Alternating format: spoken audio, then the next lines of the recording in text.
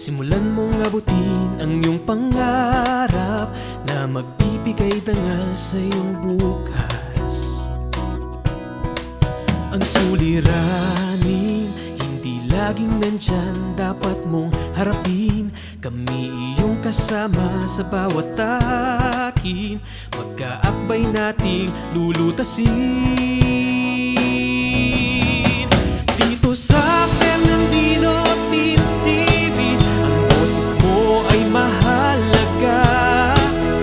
Dito sa Fernandino Teens TV, ikaw lagi ang bida.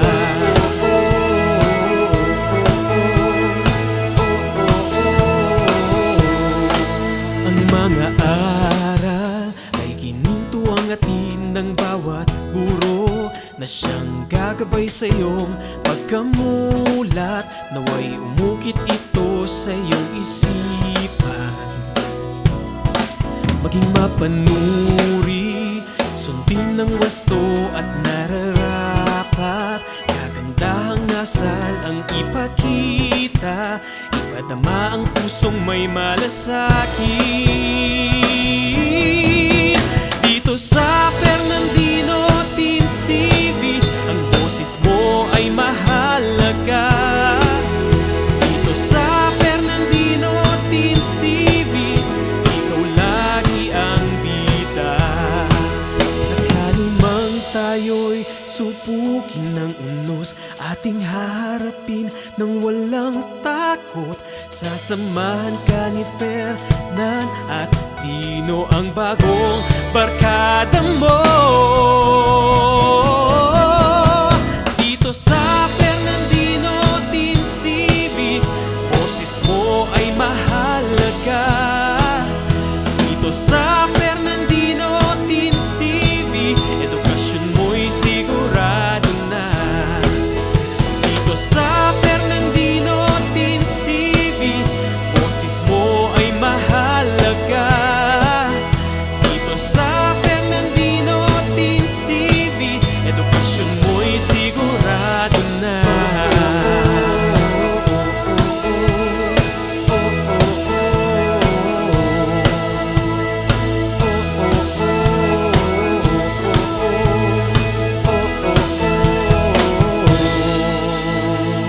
Fernandino Teens TV.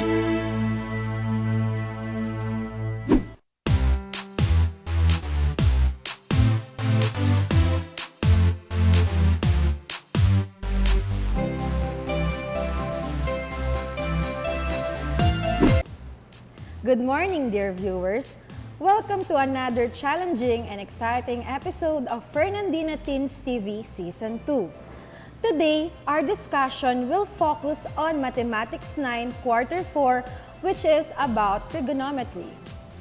Trigonometry is derived through special triangles and Pythagorean theorem.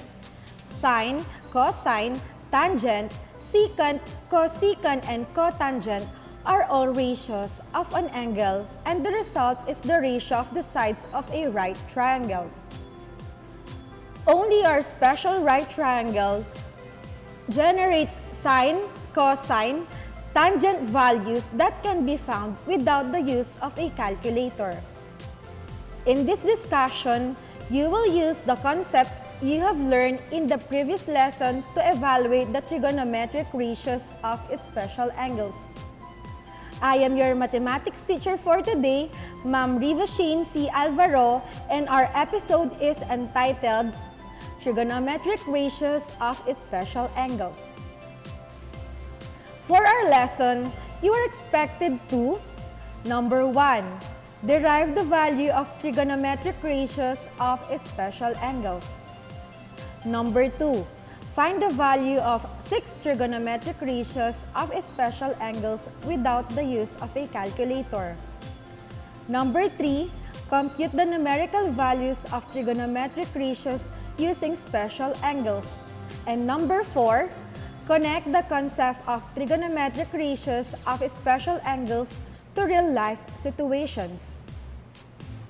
But before we begin the discussion, let us review our previous lesson about special triangles. Do you still remember them? Very good. The 45-45-90 degree right triangle and the 30-60-90 degree right triangle. Can you recall on how we derived the 45-45-90 degree right triangle? It is derived from a square.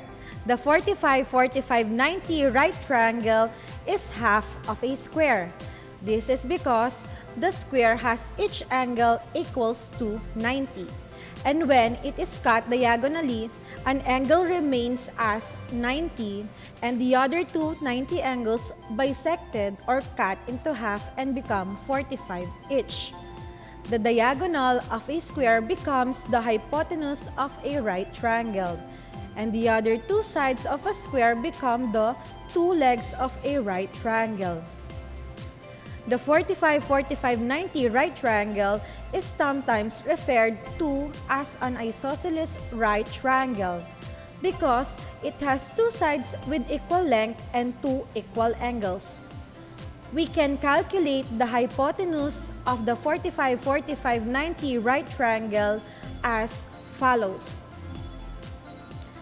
Apply the Pythagorean theorem, that is, c squared is equal to a squared plus b squared, where a and b are legs 1 and 2, and c is the hypotenuse. We will substitute a and b by 1, then c squared is equal to 1 squared plus 1 squared. 1 plus 1 equals 2. Get the square root of c. The answer is square root of 2 or 1 square root of 2. In 45-45-90 triangle, the legs are congruent. The length of the hypotenuse is 2 times the length of a leg. How about the 30-60-90 right triangle? Where did it come from? Bravo! It came from an equilateral triangle. In an equilateral triangle, since all sides are equal, therefore its angles are also equal. Hence, it is called as equiangular triangle. If we draw the perpendicular bisector of the base, you cut the triangle into two congruent triangles. Let us assume that the side of an equilateral triangle is 2.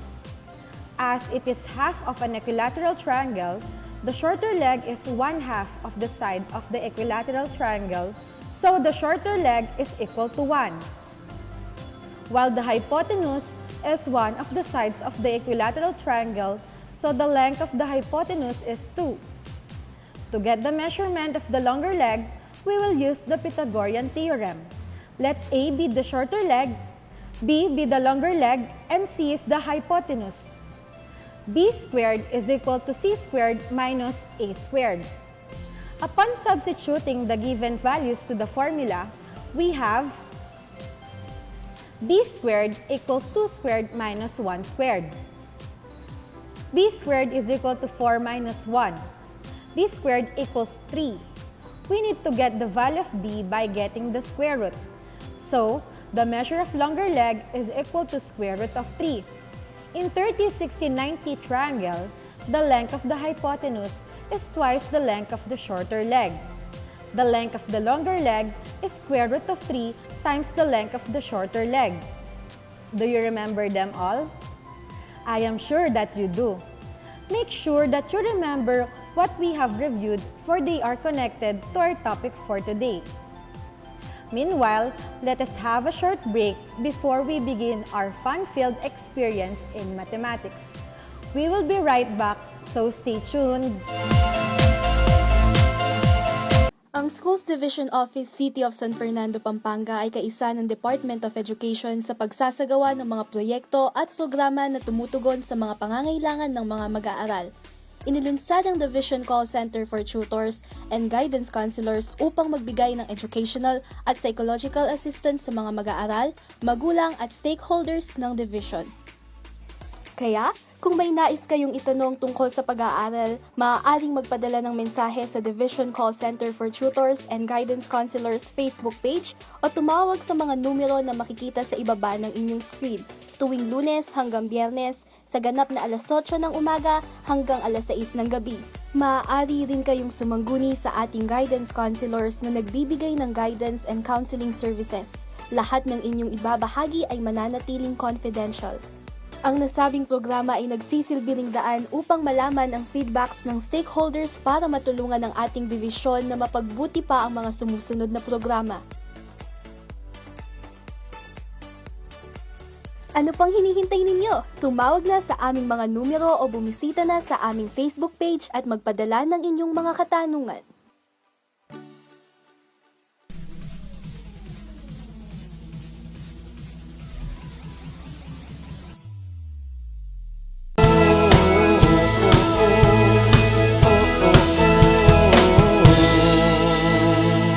Fernandino Teens TV. We are back, Fernandina Teens. Earlier, before the break, we just have had a review on how the length of the sides of special right triangles are derived. To continue, let us find out how to find the trigonometric ratios of special angles. To deepen your understanding of the concepts that you have learned from the previous discussion, Fernandina Teens, what is the mnemonic device used to remember the definitions of the primary trigonometric ratios? Very good, Fernandina Teens. It is SOHCAHTOA. What is SOHCAHTOA? Correct, Fernandina Teens. You have a sharp memory. So stands for sine is equal to opposite over hypotenuse. Ka stands for cosine is equal to adjacent over hypotenuse. And TOA stands for tangent is equal to opposite over adjacent. How about the mnemonic device which is the reciprocal of SOHCAHTOA? Bravo! It is CHO, SHA, COW, which means CHO stands for cosecant is equal to hypotenuse over opposite.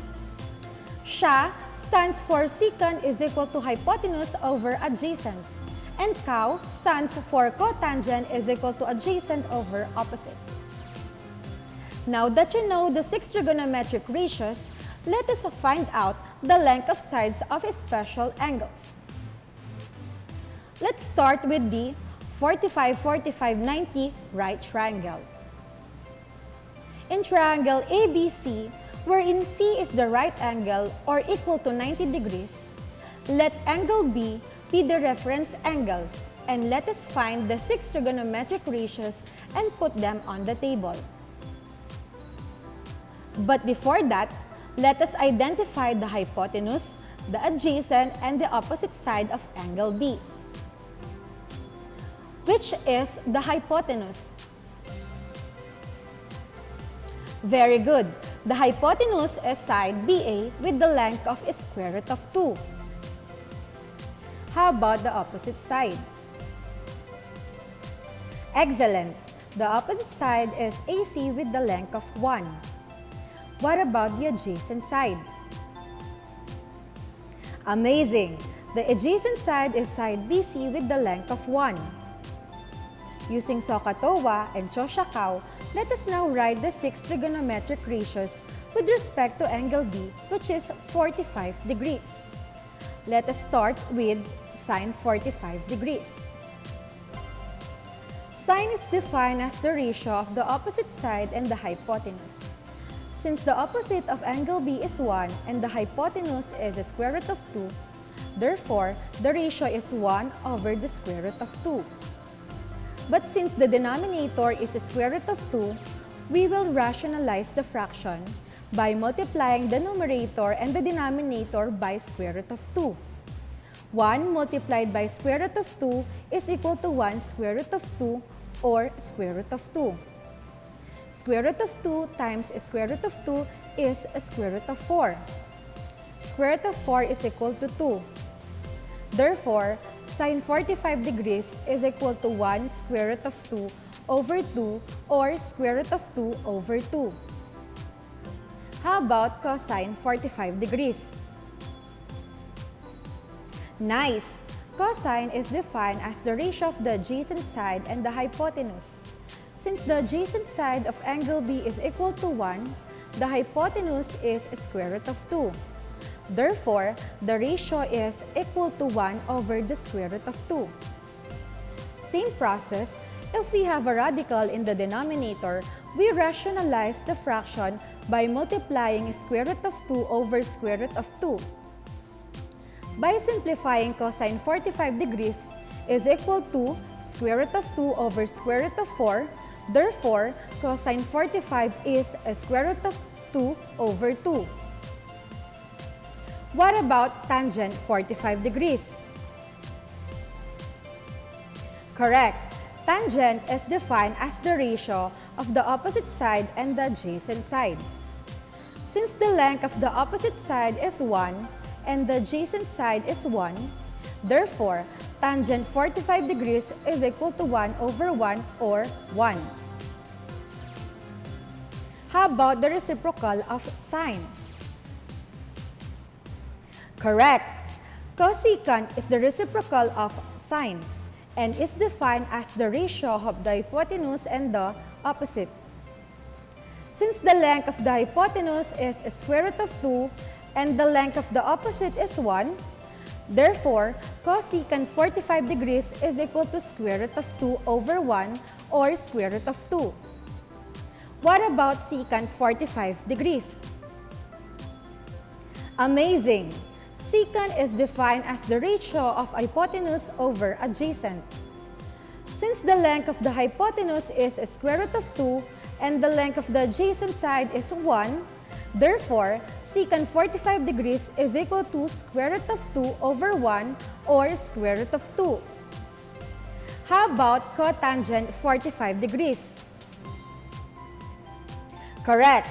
Cotangent is defined as the ratio of the adjacent side and the opposite side. Since the length of the adjacent side is 1 and the opposite side is 1, therefore, cotangent 45 degrees is equal to 1 over 1 or 1.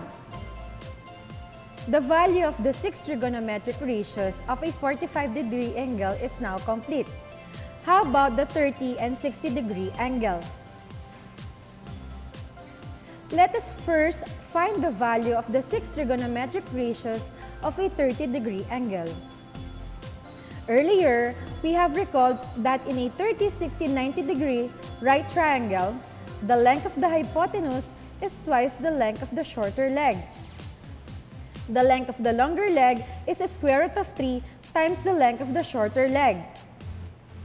If 30 degrees is the reference angle, then what is the length of the hypotenuse? Correct, it is 2. How about the length of the opposite side? Bravo, it is 1. What about the length of the adjacent side? Fantastic, it is square root of 3. Now that you have identified the opposite, the hypotenuse, and the adjacent side, we can already evaluate the 6 trigonometric ratios of a 30-degree angle. Let us first evaluate sine 30 degrees. If sine is equal to opposite over hypotenuse, then what is sine 30 degrees? Bravo! Therefore, sine 30 is 1 over 2. What is cosine 30 degrees if cosine is equal to adjacent over hypotenuse? Fantastic! Therefore, cosine 30 degrees is equal to square root of 3 over 2. What about tangent 30 degrees if tangent is equal to opposite over adjacent? Excellent! Tangent 30 degrees is equal to 1 over square root of 3. Since we have a radical in the denominator, we need to perform rationalization by multiplying both the numerator and the denominator by square root of 3. 1 times square root of 3 is 1 square root of 3 or square root of 3. Square root of 3 times square root of 3 is equal to square root of 9. Square root of 9 is equal to 3. Thus, tangent 30 degrees is square root of 3 over 3. If cosecant is equal to hypotenuse over opposite, then what is cosecant 30 degrees? What do you think is the answer, Fernandino teens? Correct. It is 2 over 1 or 2. How about secant 30 degrees? Very good. Secant 30 degrees is 2 square root of 3 over 3. That is because secant is equal to hypotenuse over adjacent. Since the hypotenuse is 2 and the adjacent is square root of 3, we have a radical in the denominator. We need to perform rationalization by multiplying both the numerator and the denominator by square root of 3. 2 times square root of 3 is 2 square root of 3. Square root of 3 times square root of 3 is equal to square root of 9. Square root of 9 is equal to 3. Thus, secant 30 degrees is 2 square root of 3 over 3. Last one. What is the value of cotangent 30 degrees? Amazing! It is square root of 3 over 1 or square root of 3. That is because cotangent is equal to adjacent over opposite. Since the adjacent side is square root of 3 and the opposite side is 1, therefore, cotangent 30 degrees is square root of 3 over 1 or square root of 3. Now that you already know the 6 trigonometric ratios of a 30-degree angle, we will identify the 6 trigonometric ratios of a 60-degree angle when Fernandino Teens TV Season 2 returns. Maya po oras kaya kayo, Fernandinos. Ako pala ay Elwin Arl Serrano ng City Tourism Office ng Siyudad San Fernando. Ngayong bulan na ini, pagmasusyan tayo ang National Heritage Month na ating temang Victory and Humanity, Upholding Filipino Heritage and Identity. Kambena nini, metong karang aktibidades na ng siyudad, apin ng launching ng bayong Heritage Passport. Yung Heritage Passport, apin ng metong karing proyekto ng kakatamong siyudad, yung pamanamuna ng Mayor Edwin D. Santiago. Anong nuka rin makalagelangan ding eganagan ng heritage sites, heritage structures, naakit tamo kin kakatamong heritage district. Makakayado din kini, ding importansya da ding mapil na tradisyon, kini syudad, kalupa ng pamangawang parol, ang poing pamangalesa. May aw siyang heritage passport, uling atin kang dapat gawan, anong nukaran puntalan mo lading at yung passport, at saka ka mag-selfie. Kay ba't kanta, palto making tourism office, at mamiyalang sticker ka rin eganagan ang apuntulan mong lugar.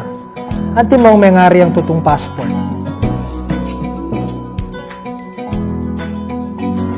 Balo mi ngeni, panahon na ini, etamo makain bisa lumal, uli na ng COVID-19 pandemic. Kaya naman kimbanwa nga ini, agkatan ko ding bikers tamo, edad 18 hanggang 50, imbis na lumaot kayo po, di na nyo lang dita ka oras, di kaya katamong heritage structures, kaya ni syudad. Anya naman karing mumunang 50 bikers ang makayari kaya katamong heritage passport, midinan lang premium only San Fernando loot bag. Inggawan nyo mo bakit ta makapag-register, punta kayo mismo opisina na ng City Tourism, yung munisipyo, at saka kayo magdalang metong valid ID. Kabinan kaya kayong heritage passport, ating makasipit ang instruction nung nano pa ing dapat gawan.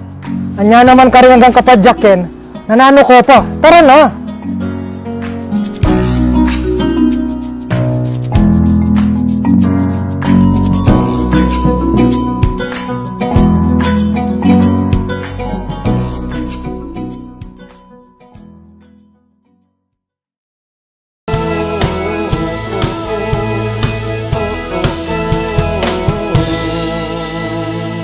Fernandino Teens TV. Welcome back, Fernandino Teens. Before we had a short break, we identified the 6 trigonometric ratios of 45-degree and 30-degree angles. To continue with the discussion, let us have the 6 trigonometric ratios of a 60-degree angle. If the reference angle is 60 degrees, then do you think we have the same length for the hypotenuse? Correct. We still have the same length for the hypotenuse, which is 2. How about the length of the opposite side, the adjacent side? Correct. The answer is no. If 60 degrees will be the reference angle, then the length of the opposite side is equal to square root of 3, and the length of the adjacent side is equal to 1. Now that you know the lengths of the hypotenuse, the adjacent, and the opposite side with respect to 60-degree angle, let us find the 6 trigonometric ratios of angle 60 degrees. What do you think is the value of sine 60 degrees? Correct. It is square root of 3 over 2. How about cosine 60 degrees? Bravo! It is 1 over 2. What about tangent 60 degrees? Amazing! It is square root of 3 over 1 or square root of 3. How about cosecant 60 degrees? Very good. It is 2 square root of 3 over 3. What about secant 60 degrees? If your answer is 2 over 1 or 2, you are simply amazing. Last one. What is cotangent 60 degrees? Awesome. It is square root of 3 over 3. Now that you have completed the table and are able to obtain all the values of the 6 trigonometric ratios of special angles of a right triangle, I think you are ready to our next activity. Let us now apply and solve expressions that involves trigonometric ratios of special angles without the use of a calculator. Be ready with your pen and paper. For those who are watching via YouTube, you may type your answers on the comment section. Otherwise, you may write it down on your scratch paper. You are given 5 seconds to answer each question. Are you ready, Fernandino Teens? Let's get this started. Number 1. Determine the exact value of the expression secant 30 degrees plus cotangent 60 degrees. What is your answer?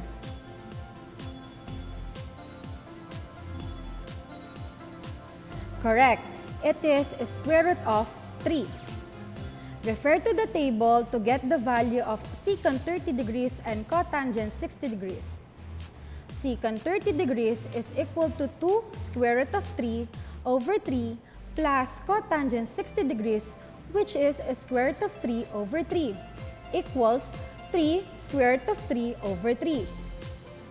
To further simplify the expression, we can divide the whole number in the numerator by the whole number in the denominator, and the result is 1 square root of 3 or square root of 3.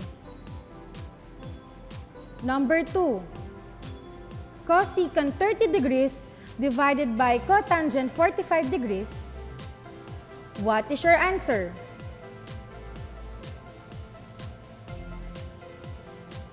Excellent! The answer is 2. Cosecant 30 degrees, which is equivalent to 2, divided by cotangent 45 degrees, which is equivalent to 1, is equal to 2. Number 3. Sine 30 degrees multiplied by cosine 45 degrees multiplied by cosine 60 degrees. What is your answer? Great! It is square root of 2 over 8. Since sine 30 is 1/2, cosine 45 is square root of 2 over 2, and cosine 60 is 1/2, upon multiplying the respective values, the answer is square root of 2 over 8. Number 4. Sine 60 degrees minus cosine 30 degrees plus cosecant 45 degrees. What is your answer? Incredible! The answer is square root of 2. We subtracted square root of 3 over 2 from square root of 3 over 2, which is equal to 0. Then, we add square root of 2, so the answer is square root of 2. Number 5. 2 times tangent 30 degrees minus sine 30 degrees. What is your answer? Outstanding! The answer is 0. 2 times square root of 3 over 3 minus 1/2, square root of 9 over 6 minus 1/2, 3 over 6 minus 1/2, 3 over 6, which can be simplified to 1/2. 1/2 minus 1/2 is equal to 0. Number 6. Tangent 60 degrees times secant 45 degrees times cosecant 45 degrees. What is your answer? Incredible! The answer is 2 square root of 3.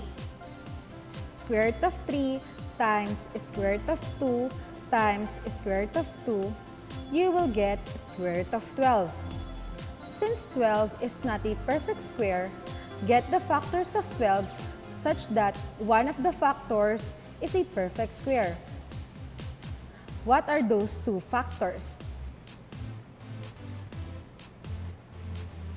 Very good. The factors are 4 and 3.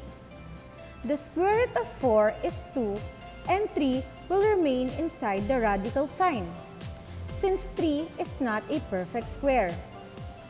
Therefore, the final answer is 2 square root of 3. Number 7. Cosine 60 degrees times cosecant 30 degrees plus tangent 45 degrees. What is your answer? Magnificent! The answer is 2. 1 over 2 times 2 plus 1 is equal to 2. Number 8. Cosine 30 degrees minus sine 45 degrees. What is your answer?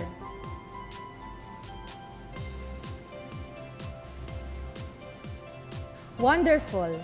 It is square root of 3 minus square root of 2 all over 2. Cosine 30 is square root of 3 over 2 minus sine 45, which is square root of 2 over 2. Since the fractions are similar, we just simply copy the denominator and perform the indicated operation in the numerator. However, the radicals in the numerator are not similar, so we just have to retain them. Hence, the answer is square root of 3 minus square root of 2 all over 2. Number 9. Sine 30 degrees times tangent 45 degrees plus tangent 30 degrees times sine 60 degrees. What is your answer?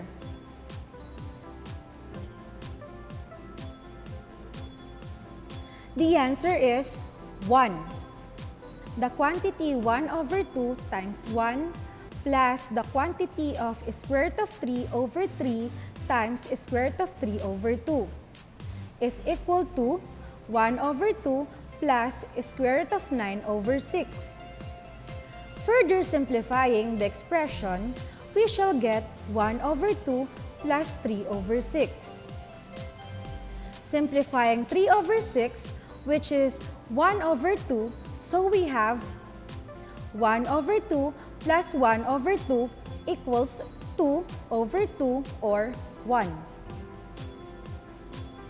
Number 10. 2 times sine 30 degrees plus 3 times tangent 45 degrees. What is your answer?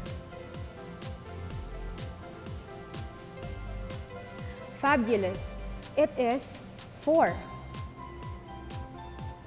2 times 1 over 2 plus 3 times 1 is equal to 1 plus 3. 1 plus 3 is equal to 4. I hope you got them all correctly. You will learn more about the 6 trigonometric ratios of special angles when Fernandina Teens TV Season 2 returns.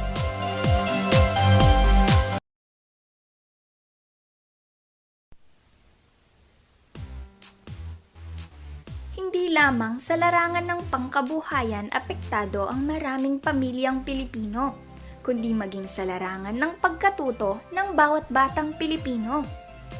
Inilunsad ng siyudad ng San Fernando ang programang Nurturing Environment and System for Thriving or NEST, isang education community pantry na naglalayon para sa isang malawakang pagtulong, paglantabay at paggabay na ang focus ay ang makapagbigay ng tulong at suporta sa ating mga mag-aaral sa pamamagitan ng pagbibigay ng educational needs gaya na lamang ng school supplies, tutorial sessions, study tips, at iba pang mga pamamaraan na mas lalong makatutulong sa pag-angat ng ating edukasyon.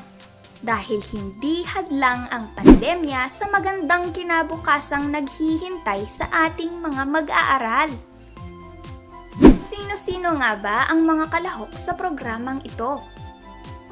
Sa pagtutulungan ng ating school administrators, guro, magulang, at iba pang mga miyembro ng ating komunidad gaya ng barangay officials at sangguniang kabataan ay siguradong magiging mas matagumpay ang programang ito. Paano nga ba ang magiging proseso ng naturang programa? Una, magkakaroon tayo ng isang Facebook group, ang Pampanga High School NEST Education Community Pantry na pangungunahan ng Educational Pantry Coordinator. Ang mga magulang, tagapangalaga at mga guro ay ia-add ng ating Educational Pantry members sa Facebook group na ito. Sa page na ito maaaring i-post ng mga magulang at tagapangalaga o sino mang miyembro ng Educational Pantry ang kanilang mga kahilingan o requests. Kailangan ding ilagay ang pangalan ng mag-aaral, grade at section para sa mas agarang aksyon. Oo nga pala, hindi lang requests ang pwedeng i-post. Pwede ring mag-post ang mga nais magbigay ng tulong o mga gustong mag-donate. Sabi nga nila, sharing is caring. Tandaan na ang Facebook group na ito ay pribado at posts na may kaugnayan lamang sa page na ito ang maaaprobahan. Mayroon din palang Google Form na ipamamahagi kung saan maaari nating isumite ang ating requests o kahilingan. Paano naman ang mga walang internet access sa bahay?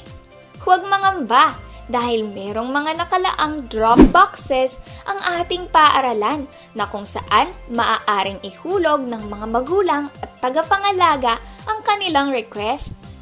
Sa mga nais namang mag-donate ng school supplies, maaaring ilagay ang mga ito sa tabi ng drop boxes. Maaari ring mag-donate ng mga kagamitan o cash donation kaakibat ang pagsusumite ng deed of donation form. Pangalawa, mahalaga ang ugnayan ng mga guro at ng mga magulang o tagapangalaga sa programang ito. Gamit ang video calls o chats ay ipahahayag ng mga guro ang adhikain ng programang ito sa mga magulang o tagapangalaga. Maaari ring gawin ang orientation na ito ng face-to-face kasabay ng schedule ng kuhanan ng mga module. Gaya ng nabanggit, hindi lamang mga bagay ang maaaring i-donate. Pwede ring mag-conduct ng tutorial session, study tips, at iba pang mga kagamitan sa pagkatuto gaya ng mga aklat o kaya ay gadgets. Ikatlo, ang requested needs ng ating mga magulang o tagapangalaga ay ililista ng ating next focal person. Ang mga coordinator naman ang mag-aayos ng mga ito. Ang advisors ng ating mga mag-aaral, guidance counselor, at iba pang mga guro ay ipaaalam sa ating mga magulang at tagapangalaga ang petsa at oras ng pamimigay ng requested needs na gaganapin sa paaralan. Sabi nga nila, it takes a village to raise a child. Kaya naman aktibo at iba yung pakikilahok ang inaasahan sa pagsasanib puwersa ng paaralan at barangay na siyang tutukoy sa pangangailangan ng bawat Fernandinong mag-aaral at kikilos upang matugunan ito sa tulong at suporta rin ng mga miyembro ng komunidad. Isang malawakang komunidad para sa isang produktibong educational community pantry ay tiyak na lilikha ng iba yung pagkilos upang maging mas magaan at madali ang pagkatuto ng bawat kabataang Fernandino. Kaya naman tandaan, magbigay ayon sa kakayahan, kumuha ayon sa pangangailangan.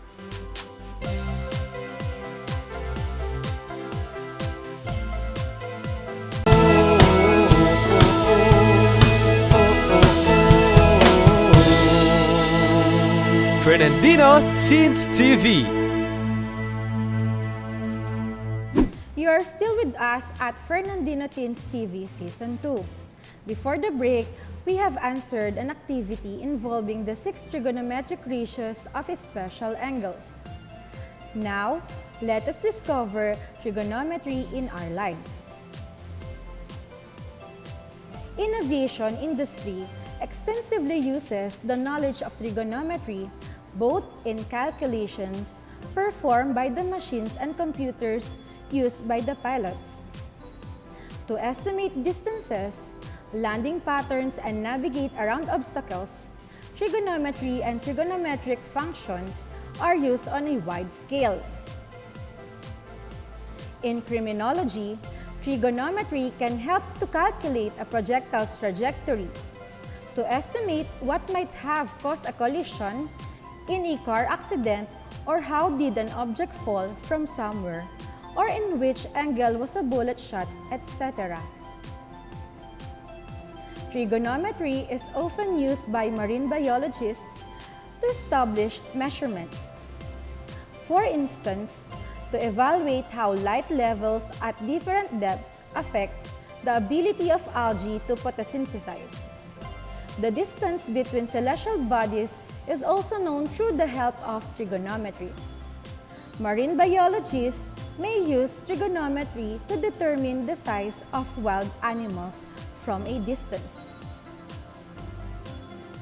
Trigonometry is used by astronomers to evaluate as to how far stars and planets are from Earth. Even though we know the distance between planets and stars, today, NASA scientists are using this mathematical technique to design and launch space shuttles and rockets. Without the knowledge of it, human beings would never have gone to the moon and there wouldn't be any satellites in space.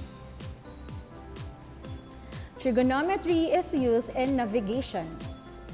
Trigonometry is used to set directions such as the north, south, east, and west. It tells you what direction to take with the compass to get on a straight direction. It is used in navigation to pinpoint a location. Trigonometry is used in a number of different ways by architects or the people working in any kind of construction work. The height and the basic structure of a building is known through the help of trigonometry. An architect can use the functions to calculate loads and forces which are essential in the construction of building. Without these calculations, buildings wouldn't be safe. In physics, trigonometry is used to find the components of vectors, model the mechanics of waves, and oscillations. Sum the strength of fields and use dot and cross products. Even in projectile motion, you have a lot of application of trigonometry. Trigonometry in video games. Have you ever played the game Mario? When you see him so smoothly glide over the roadblocks, he doesn't really jump straight along the y-axis. It is a slightly curved path or a parabolic path that he takes to tackle the obstacles on his way. Trigonometry helps Mario jump over these obstacles. As you know, gaming industry is all about IT and computers, and hence, trigonometry is of equal importance for these engineers. In archaeology, trigonometry is used to divide up the excavation sites properly into equal areas of work. Archaeologists identify different tools used by the civilization. Using trigonometry can help them in these excavations. They can also use it to measure the distance from underground water systems. Can you take some ways on how you can apply trigonometry in daily situations? Amazing, Fernandina teens! Now, let us generalize what we have learned from this episode. To easily remember the 6 trigonometric ratios, do not forget the mnemonic devices so, ka, towa, and cho, sha, kao.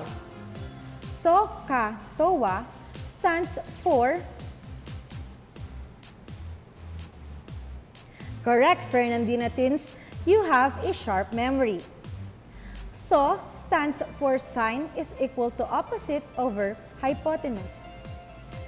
Ka stands for cosine is equal to adjacent over hypotenuse. Towa stands for tangent is equal to opposite over adjacent. How about choshakao? Terrific! Cho stands for cosecant is equal to hypotenuse over opposite. Sha stands for secant is equal to hypotenuse over adjacent. Kao stands for cotangent is equal to adjacent over opposite. For some angles, it is possible to write exact values of their trigonometric functions. The most important cases are presented in the table. Sine 30 degrees is 1 over 2. Cosine 30 degrees is square root of 3 over 2. Tangent 30 degrees is square root of 3 over 3. Cosecant 30 degrees is 2. Secant 30 degrees is 2 square root of 3 over 3. Cotangent 30 degrees is square root of 3. Sine 45 degrees is square root of 2 over 2. Cosine 45 degrees is square root of 2 over 2. Tangent 45 degrees is 1. Cosecant 45 degrees is square root of 2. Secant 45 degrees is square root of 2. Cotangent 45 degrees is 1. Sine 60 degrees is square root of 3 over 2. Cosine 60 degrees is 1 over 2. Tangent 60 degrees is square root of 3. Cosecant 60 degrees is 2 square root of 3 over 3. Secant 60 degrees is 2. Cotangent 60 degrees is square root of 3 over 3. Here are the references I have used in this episode.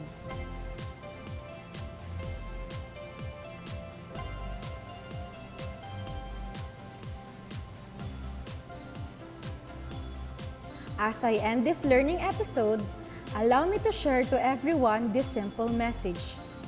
Creativity arises from ability to see things from many different angles by Carrie Smith. This only means that when you want to be creative, you must go beyond the box.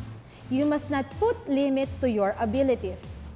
If you think you can widen your horizon, then you must do it. If you are not courageous enough to get out of your comfort zone, then you must begin becoming brave. In this manner, you will see many opportunities. Again, this is Teacher Reeva Shaine C. Alvaro, your virtual Grade 9 Mathematics teacher. I hope you have acquired a significant learning from our episode for today. Thank you for watching and listening. And may God bless each one of us.